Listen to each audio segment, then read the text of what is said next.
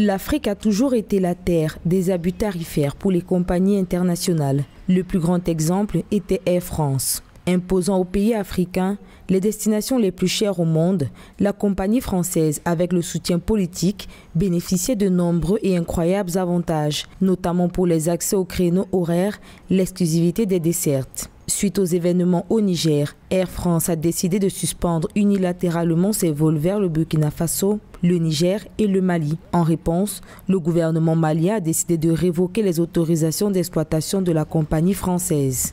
C'est la même chose pour la compagnie Air France. On se lève une compagnie, vous avez des conventions. Il y a des gens qui quittent les États-Unis, ils sont dans l'avion avant d'arriver à Paris, tous les vols sont annulés, ils sont à Tunis encore, ils n'ont pas pu arriver ici. La compagnie se lève seulement, dit que nous on a fermé parce qu'on a des problèmes avec le Mali. Alors il n'y a aucun problème. Si c'est pour sanctionner le Mali parce que le Mali a supporté le Niger, on va le faire, on le fera. On a appelé Air France. J'ai dit que maintenant que vous dites que vous allez reprendre le 11 là, vous ne reprenez pas le 11. Et quand vous serez prêt, vous allez faire le rang à la queue. Si on est prêt, à vous redonner.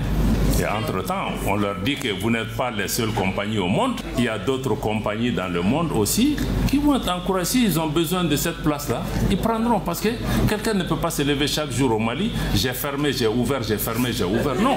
L'Afrique, qui abrite 15% de la population mondiale, ne compte que pour 4% du marché mondial du transport aérien, avec environ 60 millions de passagers. En 2022, Air France a réalisé un chiffre d'affaires de 5,3 milliards d'euros, en augmentation de 66%, particulièrement grâce au marché africain, où Air France a augmenté unilatéralement ses tarifs de 70% sur certaines destinations africaines, tout en dégradant la qualité de service. Il faut aussi qu'on nous respecte.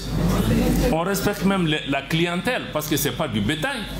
Il y a des gens qui sont bloqués à Paris depuis combien de jours? Ils sont là, ils ne peuvent pas faire ça aux États-Unis, ils ne peuvent pas faire ça dans d'autres régions. Ils font ça chez nous. Vous vous levez au Burkina, Niger, Mali, on a fermé. Ils ne peuvent pas venir. Ici, c'est une compagnie commerciale. Elle gagne de l'argent. Air France gagne 500 millions de francs CFA par jour sur la destination Mali. Donc, moi, je crois que la réciprocité, elle est importante.